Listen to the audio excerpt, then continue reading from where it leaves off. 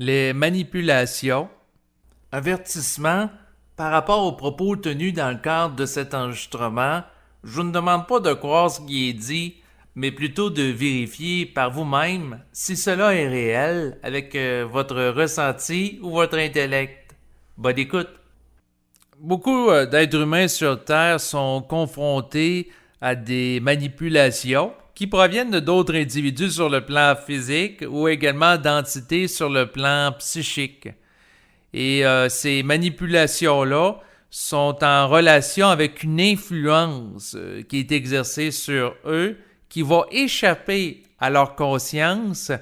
et à leur consentement libre et éclairé. Et ces manipulations-là visent à les amener à avoir certaines actions plutôt que d'autres. Donc, il y a différents types de manipulations. Dans le sens qu'il peut y avoir, entre autres, de la manipulation qui provient d'entités qui vont parler au jeu dans le mental de l'individu.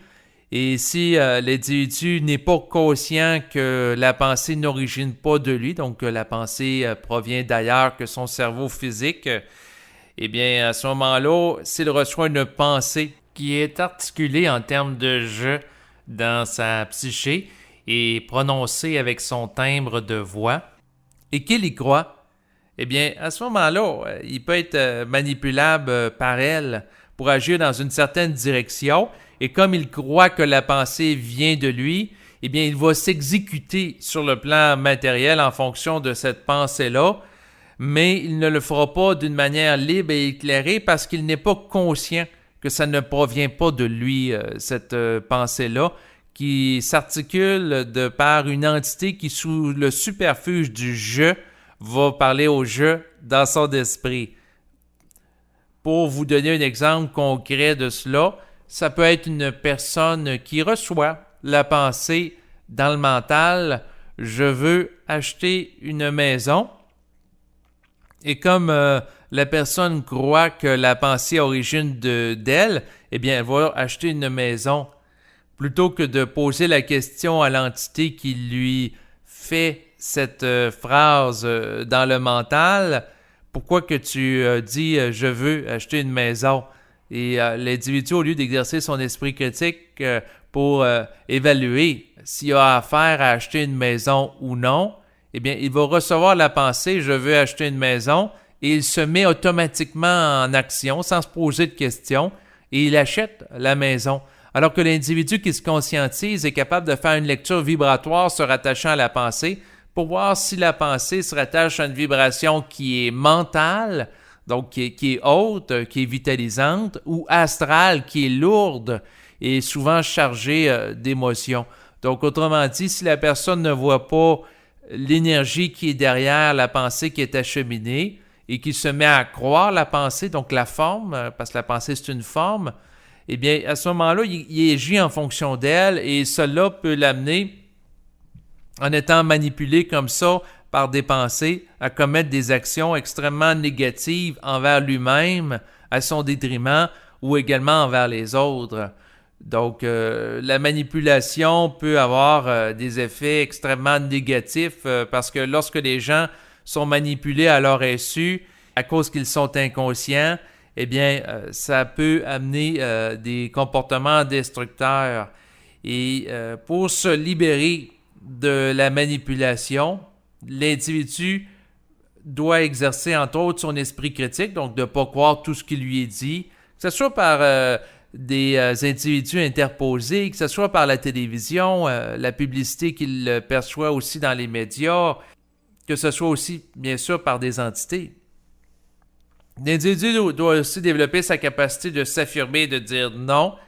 que ce soit par rapport à des individus physiques ou des êtres sur le plan psychique, pour ne pas commettre des comportements avec lesquels il n'est pas en harmonie sur le plan vibratoire. Aussi, il doit être capable de contester toute forme de reproche injustifié pour ne pas sombrer facilement dans un état de culpabilité à leur égard. Donc, autrement dit, c'est pas parce que la personne reçoit la pensée « je ne suis pas correct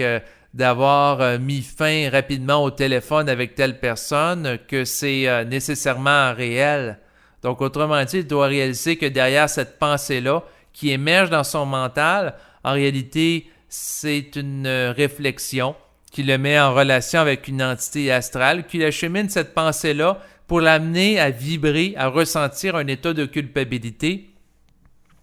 Alors que si, lorsqu'il est confronté à une pensée comme ça, il pose la question, est-ce que c'est réel ou non de me sentir coupable d'avoir mis fin rapidement à la conversation avec quelqu'un? Est-ce que c'est réel ou pas de me sentir coupable? Est-ce que c'est intelligent ou pas? Et ça lui répond non, c'est pas réel, c'est pas intelligent de vivre la culpabilité alors que cette personne-là te grugeait ton énergie alors que tu lui parlais au téléphone. Donc, de mettre fin rapidement, c'est correct parce que ça permet de faire respecter ton territoire psychique. Et donc là, lorsque l'individu est capable d'amener l'entité à lui parler intelligemment, eh bien, à ce moment-là, ça crée une plus grande paix dans le mental et il se sent mieux dans sa peau. Ensuite, pour s'affranchir de la manipulation, l'individu peut faire preuve de persévérance pour obtenir les clarifications jugées nécessaires de par un autre individu ou de par d'entité. Donc, lorsqu'il est confronté à une situation problématique, quelque chose qui n'est pas clair,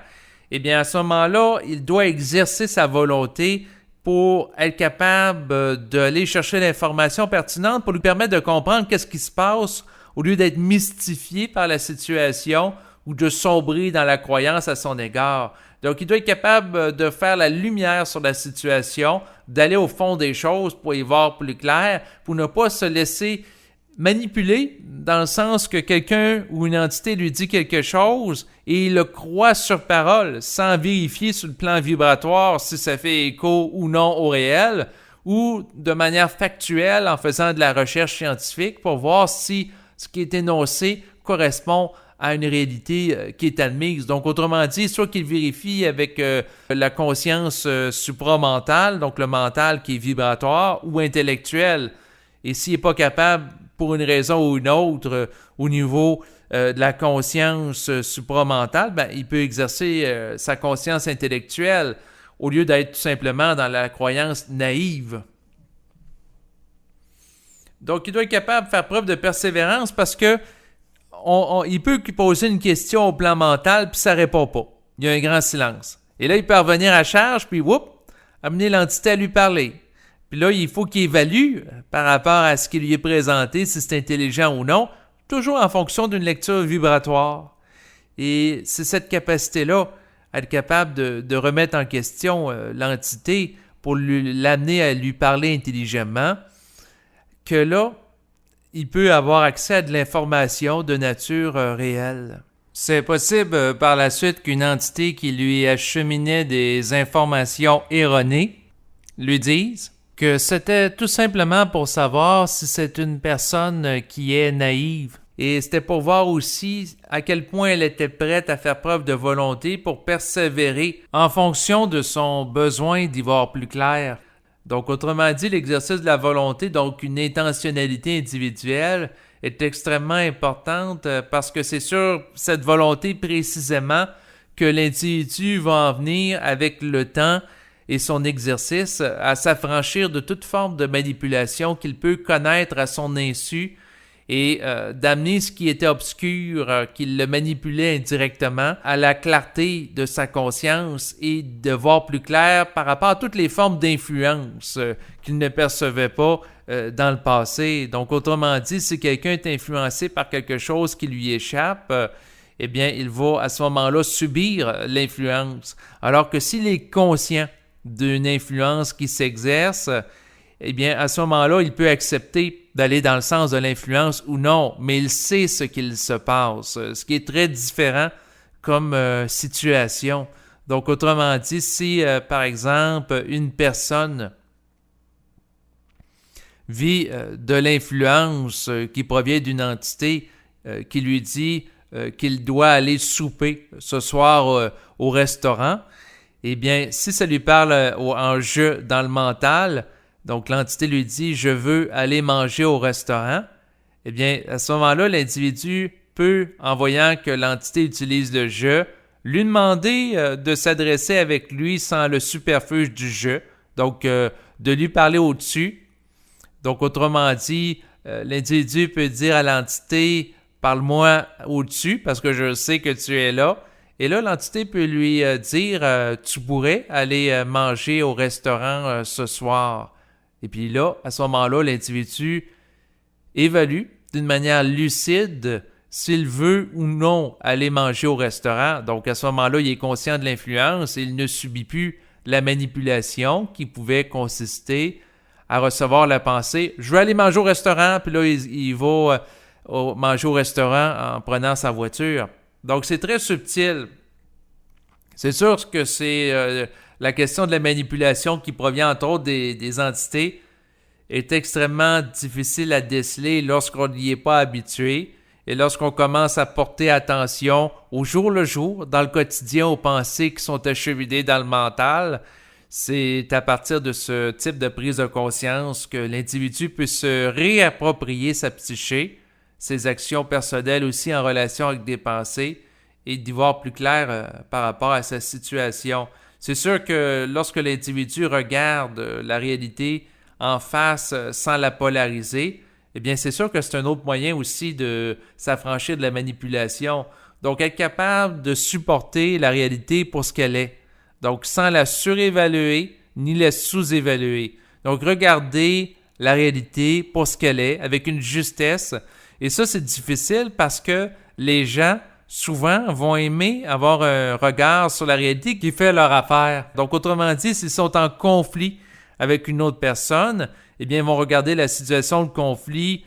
souvent en disant que « Ah, c'est l'autre qui a tort, c'est moi qui ai raison ». Donc, en créant une polarité, au lieu de regarder avec neutralité ses agissements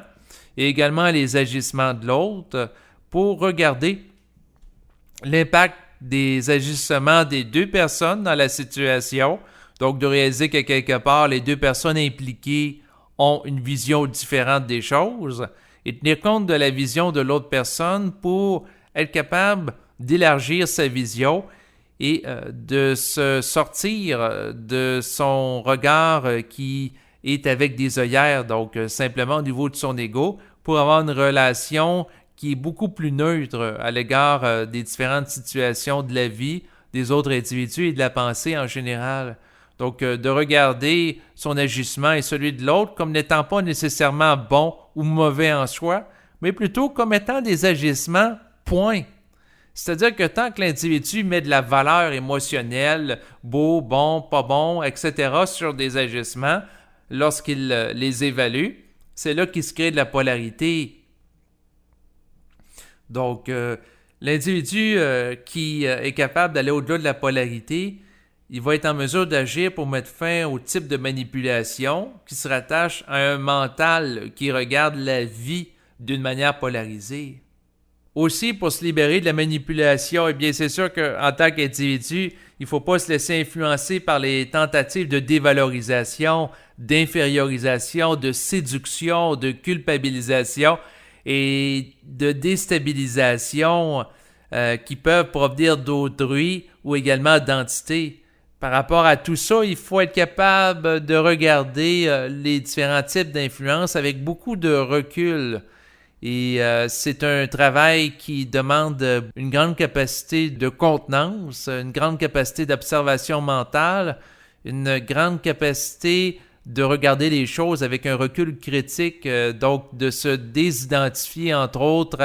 à la pensée personnelle en termes de jeu pour être capable de la regarder au loin, comme si on regardait par exemple un personnage sur un écran de cinéma, un peu comme quand on regarde un film à la télévision. Donc, il faut avoir un type de recul où l'on ne s'identifie plus au personnage,